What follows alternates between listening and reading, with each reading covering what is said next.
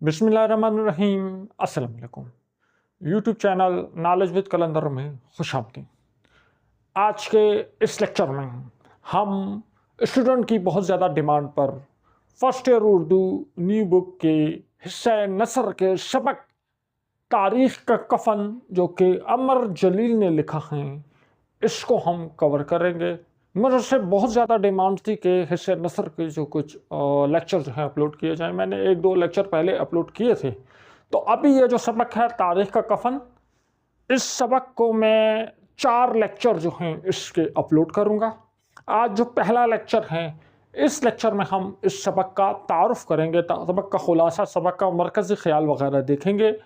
अगले लेक्चर में मैं सबक से 1-2 इक़्तिबासात सेलेक्ट करूँगा और उनकी तशरीह करना आपको सिखाऊंगा।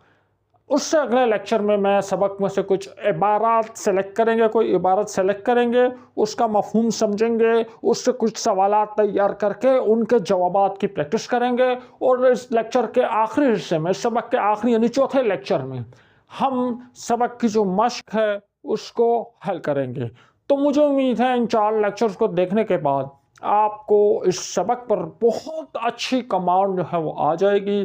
कहीं रटा लगाने की या इधर उधर देखने की आपको ज़रूरत नहीं होगी।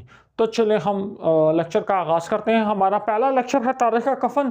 तो इस लेक्चर के इस हिस्से में हम सबक का तारुफ़ करेंगे, सबक का मरकज़ी ख़याल देखेंगे, सबक का खुलासा देखेंगे और एंड पे हम जो मुसन्निफ़ हैं अमर जलील, उनसे थोड़ा इंट्रोडक्शन कर लेंगे। क्योंकि सेक्शन ए में कुछ पता नहीं लगता या कुछ भी हमें कोई इक़्तिबास दिया होता है, उससे तशरीह दी गई होती है या उसके कुछ सवालात पूछे गए होते हैं, तो वहाँ पर सवाल आ सकता है, मुसन्निफ़ के बारे में कोई सवाल आ सकता है। तो मुसन्निफ़ का तारुफ़ जो है ये थोड़ा ज़रूरी है। इतनी ज़्यादा चीज़ें नहीं हैं, 2-3 चीज़ें हैं।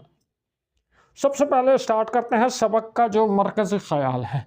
देखो, मरकज़ी ख़याल कहते हैं सबक के सेंट्रल आइडिया, वो आइडिया, मेन आइडिया जिसके ऊपर जो है ये सबक बना है, ये कहानी, ये अफसाना, ये मजमून जो भी लिखा है, कोई आइडिया तो होगा ना, कोई टॉपिक तो होगा ना, तो उसको मरकज़ी ख़याल कहते हैं। तो अब इस सबक का मरकज़ी ख़याल है वो है अदम मसावात।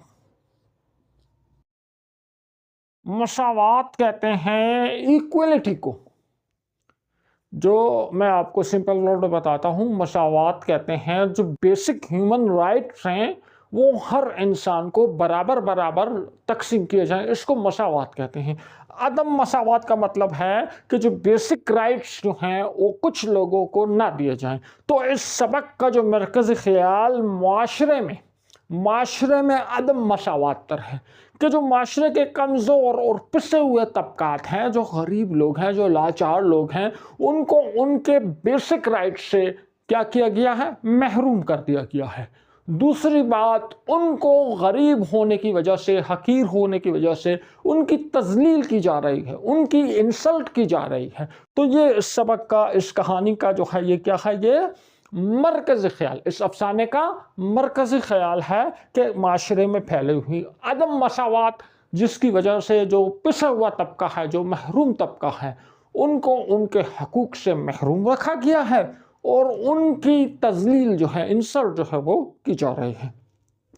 सबक का खुलासा इस तरह होता है कि किसी भी कहानी को, किसी भी अफ़साने को, किसी भी ड्रामे में, मिसाल देता हूँ, या कोई मूवी आप देखते हैं, आप टीवी पर कोई मूवी देखते हैं, वो मूवी होती है 3 घंटे की या 2.25 घंटे की या 2.5 घंटे की, और आपका दोस्त पूछता है यार उस मूवी में क्या हुआ था, तो आप उसको सारी मूवी सुनाते हो। तो जब आप मूवी सुनाते हो तो आप 2.5 घंटे में नहीं सुनाते, आप 5 मिनट 10 मिनट में सारी स्टोरी जो है सुना देते हैं।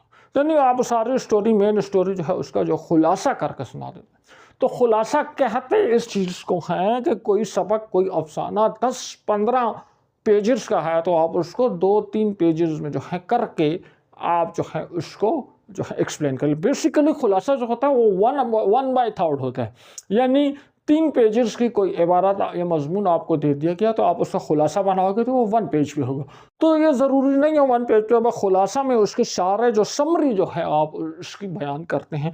अच्छा, सबक का जो मरकज़ी ख्याल है वो तो अदम मसावत है। सबक का जो मैं तारुफ आपको करा देता हूँ, उसमें आपको सारा सबक जो है अल्लामा इकबाल के एक शेर के गिर्द घूम रहा है। शेर है कि एक ही सफ में खड़े हो गए महमूद व अयाज, एक ही सफ में खड़े हो गए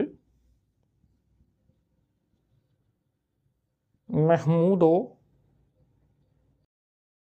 अयाज। ठीक है, अब इस ना कोई बंदा रहा ना कोई बंदा नवाज, तो अल्लामा इकबाल ने कहा था उसमें महमूद जो है वो बादशाह था, सुल्तान महमूद गज़नवी, और अयाज जो है अयाज उसका ग़ुलाम था। तो अल्लामा इकबाल कह रहे हैं कि जब परवरदिगार की बारगाह में गए हैं तो नमाज पढ़ते हुए बादशाह और ग़ुलाम दोनों एक ही सफ़ में जो है आके खड़े हो गए। यानी यहाँ बात की जा रही है ह्यूमन राइट्स की, मसावात की, कि जब परवरदिगार के दरबार में जाते हैं तो कोई बादशाह कोई गुलाम नहीं होता, सब एक सफ़ में खड़े होते हैं। तो इसी तरह जो बेसिक ह्यूमन राइट्स हैं, जो बेसिक नीड्स हैं, वो सबकी जो है उनका हक है। या फिर किसी की तज़लील नहीं करनी चाहिए, उसके स्टेटस को देख के, उसकी ज़ाहरी हालत को देख के, उसकी फ़ाइनेंशियल हालत को देख के किसी को हकीर या कमतर नहीं समझना चाहिए। ये इस शेर का जो है मतलब जो है वो ये है।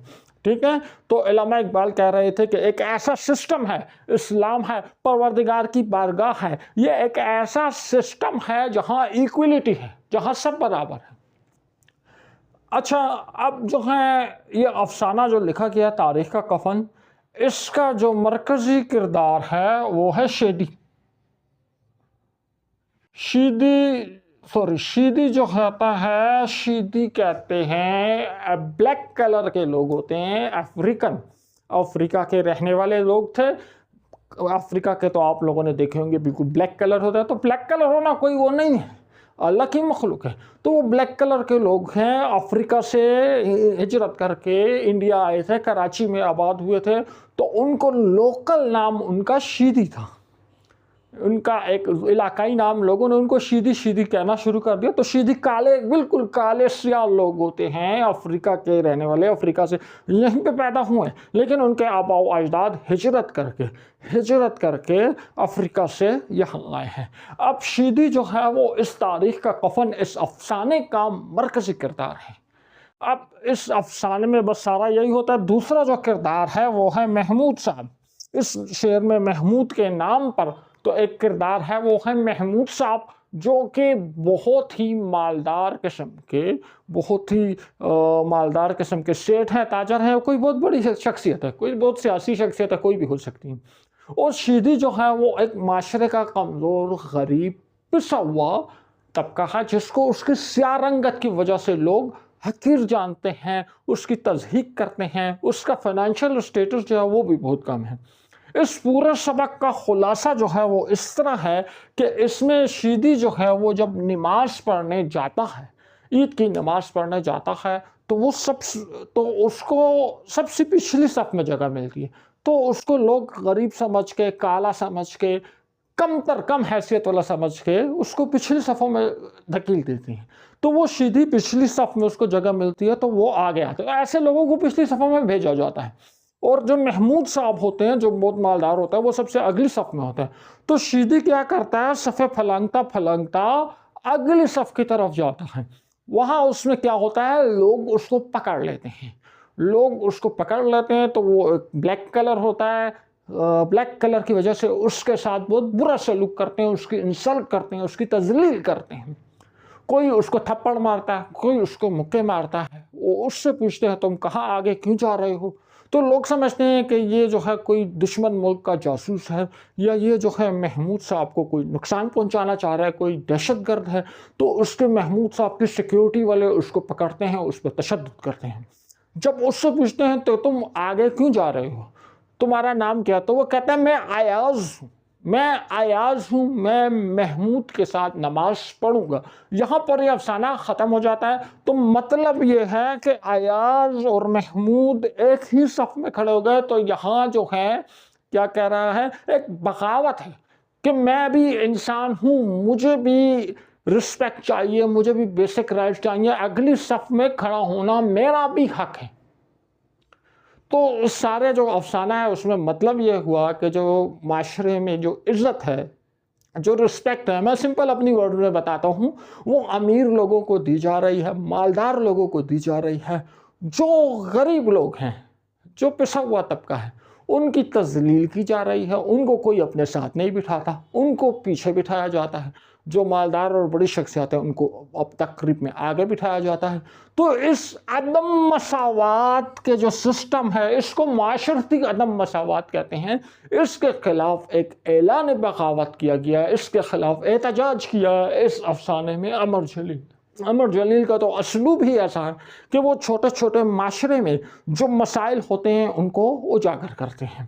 تو اس افسانے میں خلاصہ میں نے آپ کو بتا دیا، ہوتا یہ ہے کہ عدم مساوات اور جو پسا ہوا طبقہ ہے اس کی جو تذلیل کی جا رہی ہے، شیدی کی تذلیل کی صورت میں وہ دکھائی گئی ہے۔ تو امید ہے آپ کو سبق کا تو تعارف ہو گیا ہوگا۔ اب ہم اس سبق کا مرکزی خیال اور خلاصہ لکھا ہوا، ایک ڈیمو کے طور پہ لکھا ہوا خلاصہ، لکھا ہوا مرکزی خیال آپ کو دکھاتے ہیں تاکہ آپ کا تھوڑا سا آئیڈیا ہو جائے، اور اس کے بعد ہم مصنف کا تعارف جو ہے اس سیگمنٹ کی طرف جائیں گے۔ تو سبق کا مرکزی خیال اور لکھا ہوا خلاصہ ملاحظہ کیجیے۔ اس افسانے کا مرکزی خیال یہ ہے کہ معاشرتی نظام میں طبقاتی تفریق اور عدم مساوات ہیں۔ اس افسانے کا مرکزی خیال اس بات کی نشاندہی کرتا ہے کہ معاشرے میں غریب اور ناتواں افراد کو سماجی برابری اور انسانی حقوق سے محروم رکھا جاتا ہے، اور کس طرح انہیں صرف ان کی حیثیت کی بنیاد پر ذلت اور تضحیک کا سامنا کرنا پڑتا ہے۔ اب ہم بات کرتے ہیں سبق کے خلاصے کی۔ تو تاریخ کا کفن امر جلیل کا تحریر کردہ ایک افسانہ ہے جو عید کی نماز کے دوران پیش آنے والے ایک واقعے پر مبنی ہے۔ کہانی کا مرکزی کردار شیدی ہے جو عیدگاہ میں آخری صف سے اٹھ کر پہلی صف تک پہنچنے کی کوشش کرتا ہے۔ افسانے کی ابتدا شیدی سے ہوتی ہے جو نہایت غریب اور ناتواں حالت میں ہوتا ہے۔ وہ نماز کی پہلی صف تک پہنچنے کے لیے مختلف صفوں سے گزرتا ہے جہاں مختلف لوگ اس کی تضحیک کرتے ہیں اور اسے پیچھے ہٹانے کی کوشش کرتے ہیں، لیکن شیدی ان سب باتوں کو نظر انداز کرتے ہوئے اپنی کوشش جاری رکھتا ہے۔ نماز کے دوران شیدی کی یہ حرکت لوگوں کی توجہ کا مرکز بن جاتی ہے۔ مختلف افراد اس کے بارے میں مختلف خیالات اور نظریات پیش کرتے ہیں اور اسے مختلف ناموں سے پکارا جاتا ہے۔ کچھ لوگ اسے چور یا جیب کترا قرار دیتے ہیں، جبکہ کچھ اس پر غیر ملکی ایجنٹ ہونے کا شبہ ظاہر کرتے ہیں۔ شیدی کو نماز کی پہلی صف کی طرف بڑھتا دیکھ کر حفاظتی عملہ اسے قابو کر لیتا ہے اور اس پر تشدد شروع کر دیتا ہے تاکہ اس کے ارادے اور شناخت کا پتہ چل سکے۔ شیدی پر تشدد کے باوجود وہ صرف ایک ہی بات دہراتا رہتا ہے کہ وہ پہلی صف میں کھڑا ہو کر نماز پڑھنا چاہتا ہے۔ افسانے کے اختتام پر شیدی بتاتا ہے کہ وہ ایاز ہے اور محمود صاحب کے ساتھ ایک ہی صف میں کھڑا ہو کر نماز پڑھنا چاہتا ہے۔ Welcome back. اب لیکچر کے اس حصے میں ہم مصنف کا تعارف آپ کے ساتھ پیش کریں گے۔ سمپل ورڈ میں مصنف کو جو ہے ان کی خدمات پہ ایک نظر ڈالیں گے۔ میں نے کہا ہے یہ بہت اہم ہے کہ بعض اوقات آپ سے کوئی عبارت دی جائے، اس میں سوالات پوچھے جائیں، تو مصنف کے بارے میں کوئی سوال پوچھا جا سکتا ہے، کوئی MCQ آ سکتا ہے، تھوڑا سا انٹروڈکشن ہونا چاہیے۔ اچھا، ان کا جو امر جلیل، ان کا مکمل نام ہے قاضی عبدالجلیل۔ آپ کی پیدائش روہڑی، سندھ کا ایک شہر ہے روہڑی، تو وہاں آپ کی پیدائش ہوئی۔ آپ کی ایجوکیشن، جو ارلی ایجوکیشن ابتدائی تعلیم کراچی میں تھی، پھر آپ نے نواب شاہ سے BA کیا اور پھر اس کے بعد کراچی یونیورسٹی سے آ کے MA جو ہے آپ نے کیا.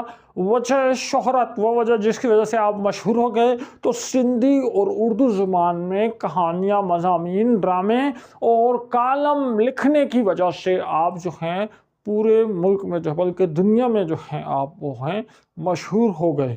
اس کے علاوہ آپ نے اسٹیج کے ڈرامے، ٹیلی ویژن اور ریڈیو کے لیے بہت سے ڈرامے، خاکے وغیرہ جو ہیں وہ آپ نے تحریر کیے.